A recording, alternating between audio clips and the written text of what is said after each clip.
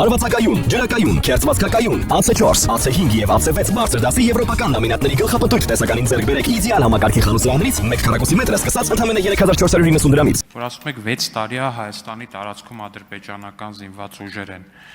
Դուք իրապես չգիտեք, որ Հայաստանի Հանրապետության մի շարք տարածքներում այդ զինված ուժերը օրինակ 30 տարուց ավել են։ Չգիտեք, որ տենց բան կա, օրինակ ձեր գործընկեր Անուշավան Մանուչարյանը, ով Բերդից է, Տավուշի մարզից է, կարող է հետաքրքրվեք, ասենք Տավուշում տենց դեպք կա, որտեղ որ իրանք են առաջ պետական սահմանից, դեպք կա, ու իդեպ 30 տարուց ավել, տեղ կա մենք ենք շատ, չկա տենց տեղ,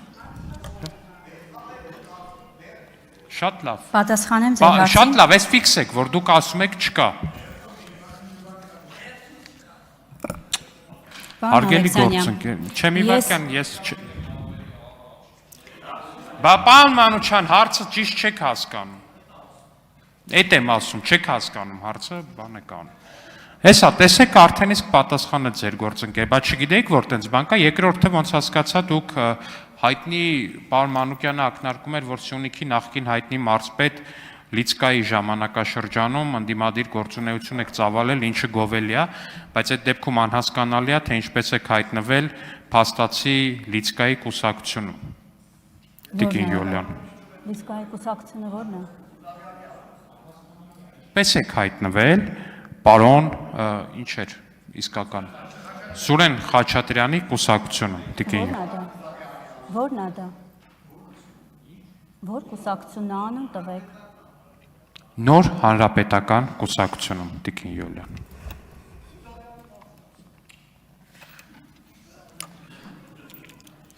Ձեր առաջին հարցին, ես ծնվել եմ Գորիսում, մեծացել եմ Գորիսում, իմ մապուպապերը եղել են Գորիսից, իմ իջայլոց շատ հպարտությամբ կարող եմ ասել, որ այն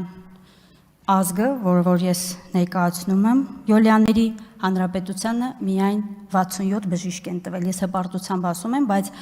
իմ պապերի պատմածով էլ մի բան կարող եմ ասել, որ իմ տեսածով թշնամին Սյունիքի տարածքից 160 կիլոմետր հեռավորության վրա է եղել, ես չեմ տեսել։ Երկրորդը, միայն ձեր կառավարման տարիներին, երբ որ առաջինը ադրբեջանական զինված ուժերը ներխուժեցին Սևլիչ, այդ ժամանակ ես հայտարարություն տարածեցի, որտեղ պաշտոնավարում էի, համայնքի ղեկավարի տեղակալ էի, եւ վատ լուտանքներով, հայհոյանքներով իմ լուսանկարը հրապարակում էին եւ ասում էին, որ ես սուտ եմ խոսում, կեղծ լուրեր եմ տարածում, հետո փաստվեց, որ այո, եկել են եւ շատ տարբեր հատվածներում Ադրբեջանի զինված ուժերը եկան, դիրքավորվեցին, ավելին սկսեցին նաև շինարարություններ իրականացնել։ Ես հույս ունեմ, որ սահմանազատման եւ սահմանագծման արդյունքում Հայաստանի Հանրապետության գլխավոր դատախազը նաև կգնա այդ տարածքներ ապօրինի շենք շինությունների քանդման որոշումով։ Ինչ վերաբերում է ձեր երկրորդ հարցին, ես դա ընդունում եմ որպես քաղաքական սադրանք, որովհետև մինչև 2017 թվականը ես ձեր գործընկեր Սիսակ Գաբրիելյանի հետ աշխատել եմ Ազատություն ռադիոկայանում, քննադատել եմ բոլոր այն բարքերը, արատավոր երևույթները, որոնք տեղի են ունեցել մեր հանրապետությունում, որի համար ես ցավում եմ, բայց դրանից հետո էլ քննադատել եմ ձեզ, որովհետև դուք այդ արատավոր երևույթները կրողներն եք, ավելին որևէ կերպ կաշկանդված չեմ, ինչպես որ պարոն Գեգամ Մանուկյանը նշեց, եթե ժամանակին որոշակի կարմիր գծեր արկա էին, ձեր իշխանության օրոք, ես որպես կին եմ ասում, նաև ձեր քաղաքականության արդյունքում հույս ունեմ այդ հարցը կտակ քրեական գործերի մասով եւ կներկայացնեմ, սպասում եմ այդ հարցադրմանը, որ ձեր իշխանության օրոք այլևս կարող ենք ասել, որ Հայաստանի Հանրապետությունում քաղաքականությամբ զբաղվող կանայք թիրախավորվում են ընդդիմադիր լինելու համար եւ հարց ուղղվեց իմ գործընկերոջը, թե ինչու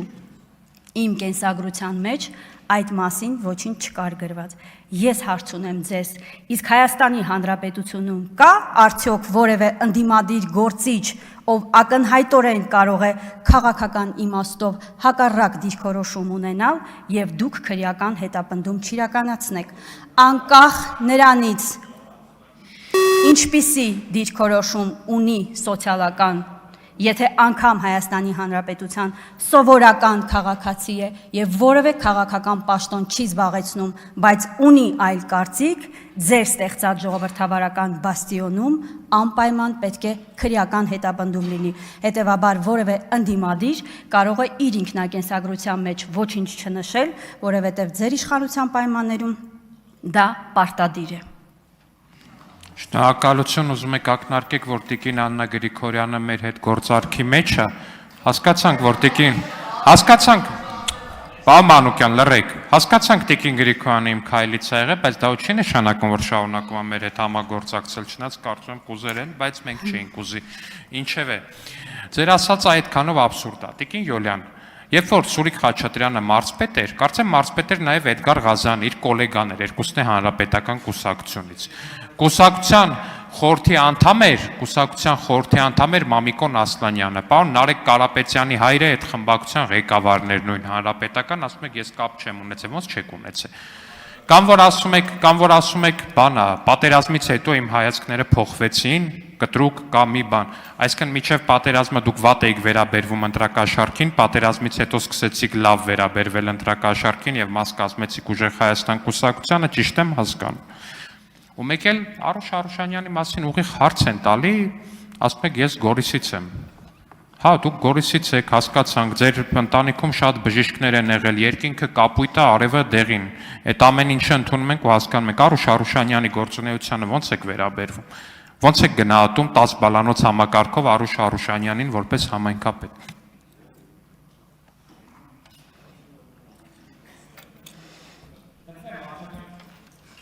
Պարոն Ալեքսանյան, դուք այս տարիների ընթացքում ձեր գործունեությամբ արդեն այնքան կանխատեսելի եք դարձել, որովհետև եւ դա ձեր գործունեության առանցքն է։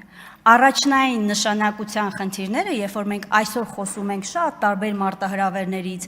մեր երկրի առջև ծառացած ազգային անվտանգության հարցերից, դուք ձեր կանխատեսելիությամբ, ես այսուհետ կառաջարկեմ, որ ուրիշ բան մտածեք, կամ երկու խոսույթ ունեք, ես չեմ ուզում կրկնել դրա մասին, դա արդեն ժամանակավրեպ է, եւ ասեմ հաջորդ անգամ երևի այստեղ պետքա մի հատ հին ձայնապնակ վերելու փակցնել, որպեսզի դուք ամեն անգամ նայեք եւ իմանաք, որ այդ ձայնապնակը այլևս չի աշխատում։ Ես չեմ կարող, ես ասեցի, որ իմ գործունեության ընթացքում ես տվել եմ քաղաքական եւ լրագրողական աշխատանքում իմ գնահատականը եւ երբեք կաշկանդված չեմ եղել։ Եթե եղել են արատավոր երևույթներ, ինքս բարձրաձայնել եմ այդ մասին, այդ խնդիրների մասին եւ այո, մեր երկիրը պետք է գնար բացառիկ զարգացման ճանապարհով եւ դուք այդ հնարավորությունը ունեցել եք Հայաստանը զարգացման բացառիկ թռիչքաձև զարգացման ճանապարհով տանելու համար, բայց ձեր քաղաքականության արդյունքում ինչ ունենք մենք այսօր, ես երեկ էլ իմ հարցադրմանը, երբ որ Նիկոլ Փաշինյանը այստեղ էր, նույն հարցը տվեցի, ամեն տարի նոր տարածքներով քարտեզներ եք բերում, մկրատված, թվերը պակասեցրած, ես իմ քաղաքական դիրքորոշումը այս մասով իհարկե ժամանակն ավարտվեց, հարց կլինի կասեմ։ Շնորհակալություն, հաջորդ հարցի համար Գարիկ Սարգսյան, թեև չեմ հասկանում ինչ իմաստ ունի հարց տալի, եթե պատասխանը միևնույն է հարցի հետ երբեք կապ չի ունենա։